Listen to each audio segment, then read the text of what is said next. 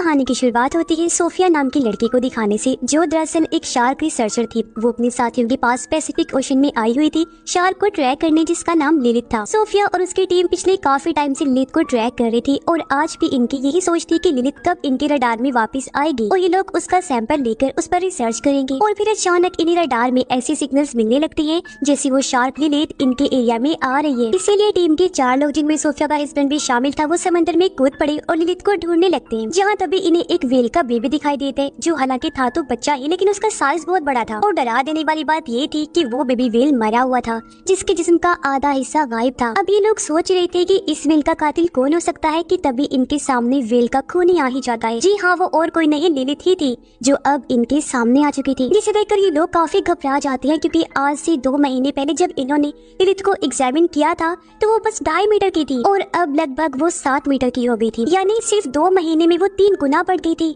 जो बात सच में काफी चौंका देने वाली थी। अब यहाँ समझदारी तो ये थी कि इन लोगों को अपनी जान बचाकर चले जाना चाहिए था, लेकिन यहाँ सबसे बड़ी गलती सोफिया का हस्बैंड कर देता है। अपनी मौत को सामने देखने के बावजूद भी उसे सैंपल लेने की पड़ी, इसलिए वो शार्क की बॉडी से सैंपल लेने के चक्कर में लिलित को स्टैब कर देता है। और बस फिर क्या था, वही हुआ जिसका डर था। लिलित कंट्रोल से बाहर होकर टीम के 4 लोगों पर हमला कर देती है और उन्हें बुरी तरह काट कर टुकड़े टुकड़े कर देती है। जबकि सोफिया और उसकी एक साथी कश्ती में से बस की नजारा दूर से देख पा रही थी, हालांकि वो भी काफी डर गई थी। जब कुछ अमन होता है तो सोफिया भी ओशन में कूद जाती है, इस उम्मीद के साथ कि शायद कोई जिंदा बचा होगा। लेकिन वहाँ पर तो बस टीम के लोगों के कटे पटे जिस्म के टुकड़े थे, जिन्हें बुरी तरह लिलित ने मार दिया था। हर तरफ खून ही खून फैला हुआ था। और अब तभी लिलित सोफिया के सामने भी आ जाती है, जो किसी मॉन्स्टर से कम नहीं लग रही थी। वो अब सोफिया पर भी हमला करके घसीट कर उसे अपने साथ ओशन में ले जाने लगती है, पर किसी तरह सोफिया अपनी जान बचा लेती है। और यहाँ से सीन चेंज होकर आता है सीधा 3 साल के बाद, जहाँ सोफिया ने अब शार्क्स पर रिसर्च करना बंद कर दी थी और अब वो एक एक्वेरियम गाइड का काम किया करती थी, जहाँ आने वाले बच्चों को वो मछलियों और उनके बारे में बताया करती थी,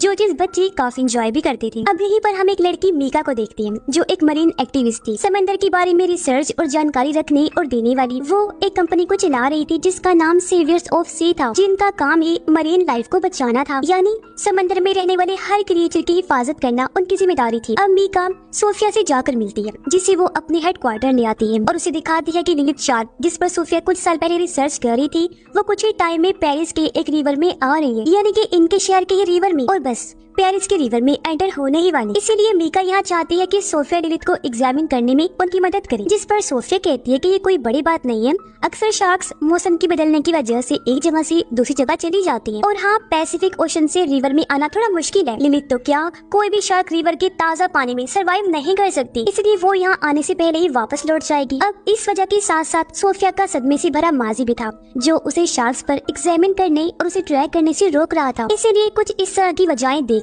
सोफिया वहाँ से चली जाती है। अब हम 2 लड़कों को उसी सन रिवर के पास खड़ा 2 छोटे छोटे मिसाइल्स मिलती है। तब यहाँ पर पुलिस आकर सभी मिसाइल्स को इकट्ठा कर लेती है और सबको बताती है कि दूसरी जंग के बाद से इस रिवर में छोटे छोटे मिसाइल्स और उनके शेल्स मिलती रहती है, इसीलिए डरने वाली कोई बात नहीं है। अब रात के टाइम मीका अपने एक दोस्त के साथ सन रिवर में आती है, जो यहाँ हुए कार एक्सीडेंट की जाँच करने आए थे, पर असल में वो तो ये एग्जामिन करने आई थी कि क्या लिलित इस रिवर में आ गई है। इसलिए मीका की दोस्त रिवर में कूद जाती है, जहाँ वो शार्क के बड़े बड़े पंजों के निशान देखती है। पर तब यहाँ पुलिस भी आ गई थी इन दोनों को पकड़ने के लिए, क्योंकि इस तरह किसी भी केस की इन्वेस्टिगेशन करना गैर कानूनी था। इसलिए पुलिस मीका को पकड़ लेती है, जबकि उसकी दोस्त किसी तरह वहाँ से भाग निकलती है। अब हम सोफिया को देखते हैं, जो अब लिलित को ट्रैक कर पा रही थी और उसे पता चलता है कि हाँ, लिलित सन रिवर में आ चुकी है। अगली सुबह पुलिस उस आदमी की लाश रिवर से निकालते हैं, जिसकी कल रात कार एक्सीडेंट में मौत हो गई थी। अब लाश की हालत भी देखकर सब लोग काफी डर जाते हैं, क्योंकि उसकी लाश का आधा हिस्सा गायब था। उसे देखने से साफ लग रहा था जैसे किसी बड़े से जानवर ने इसकी लाश को खाया है। अब यहाँ रिवर के बार ऑफिसर्स के साथ सोफिया और मीका भी थे, और सोफिया साफ लफ्जों में उन्हें बता देती है कि ये काम और किसी का नहीं बल्कि लिलित का ही है, और अब हमें शार्क को रोकना होगा अगर हम चाहते हैं कि लोग इस तरह शार्क के हाथों ना मरे। पर यहाँ मीका इस बात को गलत अंदाज में कुछ यूँ समझ लेती है कि अगर हम चाहते हैं कि शार्क लोगों को ना मारे तो हमें शार्क को मारना होगा। उसे लग रहा था कि ऑफिसर्स सोफिया के साथ मिलकर शार्क को मार देंगे, तो बस इसीलिए वो शार्क को बचाने के काम पर लग जाती है, क्योंकि जाहिर है वो मरीन सेवियर है, समुद्री क्रिएचर को बचाने वाले, तो इसलिए वो ऐसा करे। पर सोचने वाली बात तो ये गलत ही है कि एक शार्क लोगों को मार रही है लेकिन वो उसे बचाना चाहती है। अगले दिन ऑफिसर्स और सोफिया सन रिवर में आ जाते हैं। उनका प्लान था कि वो रिवर में जाकर सीधा शार्क को पकड़ लेंगी। तब सोफिया शार्क को ट्रैक करने में उनकी मदद कर रही थी। सब कुछ ठीक ही चल रहा था। वो लोग शार्क को देखने ही वाले थे, लेकिन मीका यहाँ बहुत बड़ी गड़बड़ कर देती है। वो अपने हैकर दोस्त की मदद से सोफिया के ट्रैकर की सिग्नल्स को खराब कर देती है, जिससे कि अब ये लोग शार्क को ट्रैक नहीं कर पाते। और इससे जाहिर है उन ऑफिसर्स के लिए बहुत बड़ा खतरा आ गया था जो रिवर में गई थी। पर लिलिथ उस तरफ नहीं जाती और अपना रूट बदल लेती है, जिससे ऑफिसर्स को अपनी जान बचाने का मौका मिल जाता है और वो सही सलामत बाहर आ जाते हैं। पर ये काफी सीरियस कंडीशन बन जाती है कि शहर के बीचों बीच सन रिवर में मॉन्स्टर शार्क घूम रही है। इसलिए ऑफिसर्स ये बात जाकर मेयर को बता देती है। तब मेयर परेशान होते हुए कहती है कि कैसे भी करके उस शार्क को रोकना होगा, क्योंकि कुछ दिन बाद उसी सन रिवर पर एक बहुत बड़ा इवेंट होने वाला है, कैंसिल नहीं कर सकती। इसलिए ऑफिसर्स लिलिथ को रोकने के बारे में सोचने लगते हैं। जबकि मीका एक वीडियो बनाती है और उसे खुफिया तौर पर कई सारे मरीन एक्टिविस्ट के पास भेज देती है। और लिलिथ शार्क के बारे में बताते हुए कहती है कि गवर्नमेंट उसे और उस जैसी और भी शार्क्स को मारना चाहती है, इसीलिए हमें आगे आना होगा और इन्हें बचाना होगा, बेशक ये शार्क्स हम लोगों को खाए क्यों ना जाए। फिर वो कहती है कि इसके लिए आज रात हमें पेरिस की कैटाकॉम में आना होगा। कैटाकॉम दरअसल पेरिस के नीचे बनाई गई एक टनल सुरंग है जो पूरे पेरिस के नीचे फैली हुई है। अब मीका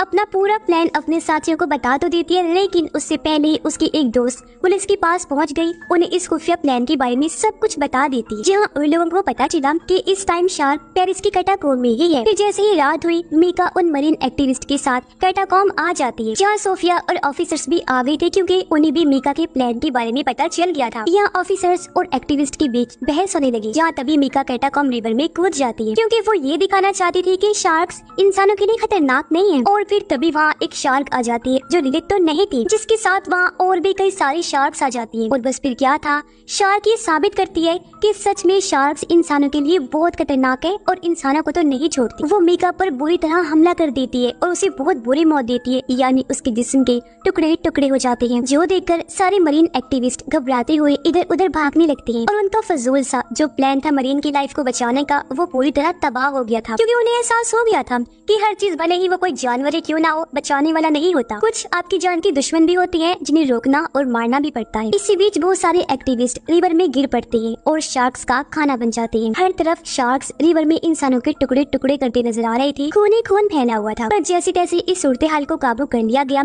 बचे हुए लोगों को सही सलामत वहाँ से बचा लिया जाता है, जिस दौरान एक शार्क को भी मार दिया गया था, जिसे अब सोफिया चेक करने लगती है। उसे पता चला कि ये शार्क एक फीमेल है जो तकरीबन 2 माह की है, प्रेग्नेंट भी है। और हैरानी वाली बात कि इसके पेट में ढेरों शार्क्स के बच्चे हैं। पता चलता है कि शार्क एक ऐसी प्रोसेस से बच्चे पैदा कर रही है जिसमें वो एक टाइम में बहुत ज्यादा बच्चे पैदा करने की काबिल होती है, वो भी बहुत ही जल्द छोटी उम्र में। जो चीज बहुत खतरनाक की तादाद बहुत ही कम टाइम में बढ़ सकती है। और तो और ये ताज़ा पानी में भी सरवाइव कर सकते हैं, जो चीज इन्हें इनकी माँ लिलिथ से मिली, जिसने क्लाइमेट की मुश्किलात को झेलते हुए फ्रेश पानी में जीना सीख लिया था। ये लोग अंदाजा लगा लेते हैं कि ये शार्क्स हजारों की तादाद में हो सकते हैं जो सारे कैटाकॉम में रह रहे होंगे। इसीलिए वो फैसला करते हैं कि हम कैटाकॉम में धमाके करेंगे जिससे सभी शार्क्स वही मारे जाएंगे। अब अगले दिन वो स्विमिंग इवेंट आ जाता है, जहाँ एक टाइम में बहुत सारे लोग रिवर में स्विमिंग करेंगे, तैरेंगे, क्योंकि ये बात लोगों को नहीं बताई गई थी। मेयर को शार्क्स के आने का खतरा था, लेकिन वो इवेंट को अपने फायदे के लिए कैंसिल नहीं करती, बल्कि ऑफिसर्स और ट्रेन मरीन को रिवर में उतार दिया गया। वो निगरानी करने लगते हैं, जहाँ रिवर की एक साइड पर काफी बड़ा जाल बांध दिया जाता है ताकि अगर कोई शार्क इस तरफ आए तो उसमें फंस जाए। जबकि सीनियर ऑफिसर सोफिया और अपने साथियों के साथ कैटाकॉम में आ गया था, क्योंकि वो वहाँ की मेन जगहों पर धमाके करने वाली थी। सब अपनी अपनी जगह पर पहुँच गयी। सीनियर ऑफिसर और सोफिया एक साथ थे। वहाँ अंधेरा था। जैसे सीनियर ऑफिसर ने फ्लैश लाइट ऑन की,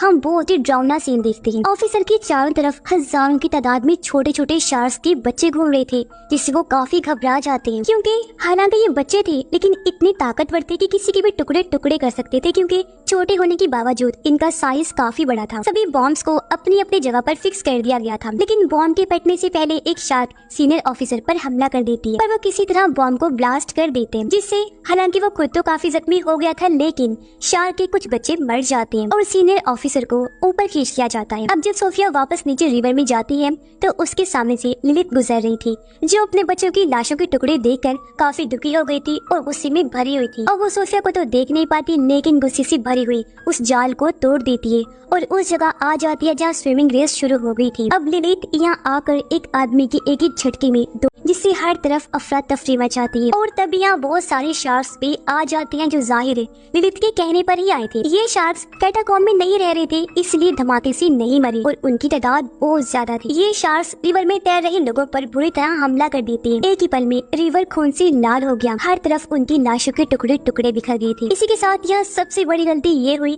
कि ऑफिसर ने शार्क को स्नाइपर से शूट कर दिया, जिसके कुछ निशाने पानी में पड़े मिसाइल्स पर लग जाते हैं जो दूसरी जंग से वहाँ पड़े हुए थे, लेकिन डिफ्यूज नहीं थे, पूरी तरह एक्टिव थे। जिससे होता ये है कि एक मिसाइल के फटने से ढेरों मिसाइल्स फटने लगते हैं। ऐसा होते ही बड़े बड़े धमाकों के साथ वहाँ सुनामी जैसा सीन बन जाता है। रिवर का पानी हर तरफ फैल जाता है, जो मेयर के साथ साथ पेरिस के बहुत बड़े हिस्से को अपने साथ ले डूबता है। बहुत बड़ी तबाही मच जाती है। सिर्फ सोफिया और सीनियर ऑफिसर ही बचते हैं, जो अपनी चारों तरफ तबाही को देख रही थी। आस पास लाशें और ढेरों शार्क्स घूम रही थी और बताया जा रहा था कि ये शार्क्स सुनामी की वजह से आस पास के एरिया में भी जा रहे हैं, जिस वजह से वो पूरे कंट्री में ही फैल चुकी है। और सबसे खतरनाक बात, वो अब यहाँ से पूरी दुनिया में ही फैल जाएंगे और बहुत बड़ी तबाही लाएंगे, जिससे इंसानियत और दुनिया का नामो निशान मिट जाएगा, जो चीज बहुत खतरनाक है। और इसी दिल दहला देने वाली एंडिंग के साथ ही ये कहानी अंडर पेरिस यही